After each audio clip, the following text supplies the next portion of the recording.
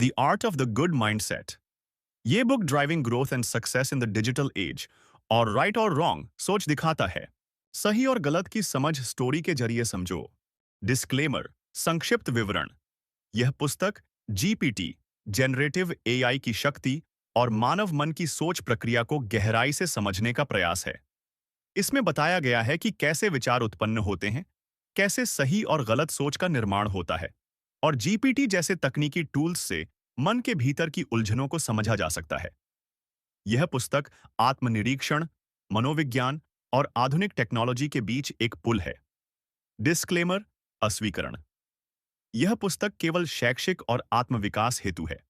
इसमें प्रस्तुत विचार लेखक के अनुभव, विश्लेषण और जीपीटी जैसे टूल्स से प्राप्त जानकारी पर आधारित है। यह किसी मानसिक या चिकित्सकीय सलाह का विकल्प नहीं है। कृपया किसी भी गंभीर निर्णय से पहले विशेषज्ञ की राय लें। कंटेंट नो एपिसोड बाबालवी। विषय: सही और गलत सोच स्टॉक मार्केट में पंप व डंप। विशेष विश्लेषण: गीता दर्शन, न्यायिक दृष्टिकोण और स्टोरी आधारित हिंदी विश्लेषण। भूमिका: स्टॉक मार्केट, शेयर बाजार, एक ऐसा स्थान है जहां कंपनियों के शेयर खरीदे और बेचे जाते हैं। लेकिन कई बार लोग इसका गलत इस्तेमाल करते हैं, जैसे पंप एंड डंप स्कीम।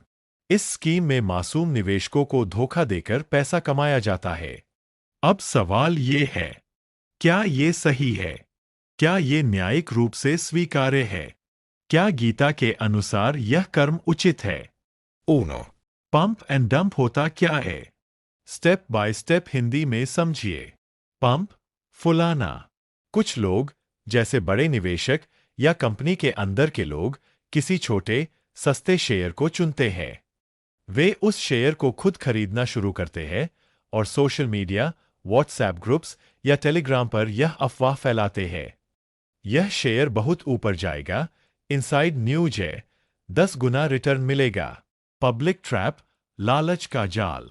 आम लोग बिना सोचे समझे लालच में आकर उस शेयर को खरीदते हैं।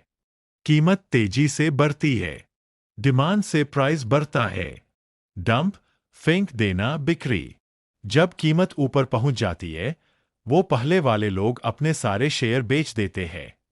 अब डिमांड कम हो जाती है और प्राइस गिर जाता है। लॉस, नुकसान। आम निवेशक जो बाद में खरीदे थे, फंस जाते हैं। उन्हें भारी नुकसान होता है। Bilancia 2. गीता और धर्मा की दृष्टि से। भगवद गीता अध्याय 3 कर्मयोग कहती है, नहीं कश्चित क्षणपि जातु तिष्ठत्य कर्मकृत। कोई भी मनुष्य क्षण भर भी कर्म किए बिना नहीं रह सकता। इस स्कीम में लोग कर्म करते हैं, लेकिन स्वार्थ से प्रेरित, धोखे के साथ। यह कर्म कैसा है? निषिद्ध कर्म, यानी ऐसा कर्म जो दूसरों को धोखा देकर किया जाए, वो पाप के अंतर्गत आता है। गीता कहती है, यद यदाचरति श्रेष्ठः तत्देवेत्रो जनः। जो जैसा आचरण करता है, लोग वैसा ही अनुसरण करते हैं। पंप वे डंप करने वाला श्रेष्ठ नहीं होता, वो दूसरों को गिराकर ऊपर चढ़ने का गलत उदाहरण पेश करता है। 3. न्यायिक, जुडिशरी, दृष्टिकोण। भारतीय कानून में SEBI, securities and exchange board of India, Bharat का शेयर बाजार नियामक निकाय है। पंप वे डंप स्कीम SEBI एक्ट 1992 और prevention of fraudulent and unfair trade practices PFUTP regulations 2003 के अंतर्गत अवैध, इलीगल मानी जाती है। दंड क्या है? भारी जुर्माना, जेल 3 से 10 साल तक। Banned from market activities. यह अपराध है और धोखाधड़ी की श्रेणी में आता है। 4. कहानी के रूप में समझिए। कहानी अर्जुन और नकली विजय। अर्जुन एक नया निवेशक था जिसने किसी टेलीग्राम चैनल पर देखा, XYZ शेयर 5 रुपए से 50 रुपए होने वाला है। उसने 10,000 रुपए निवेश किए। अगले दिन शेयर 8 रुपए पर गया। फिर 1-2। अर्जुन खुश, वो और पैसे डालता है। लेकिन तीसरे दिन अचानक शेयर 3 रुपए हो गया। अर्जुन रोया, परेशान हुआ। उधर जिसने अफवाह फैलाई थी, वह करोड़ों में खेल गया। अर्जुन की गलती क्या थी? बिना ज्ञान, सिर्फ लालच से चलना, अफवाह फैलाने वाले की गलती, जानबूझकर पाप कर्म, दूसरों का नुकसान। 5. निष्कर्ष, क्या सही और क्या गलत। विषय: सही सोच, गलत सोच। निवेश: ज्ञान, रिसर्च, लॉन्ग टर्म प्लान। लालच, अफवाहों पर भरोसा।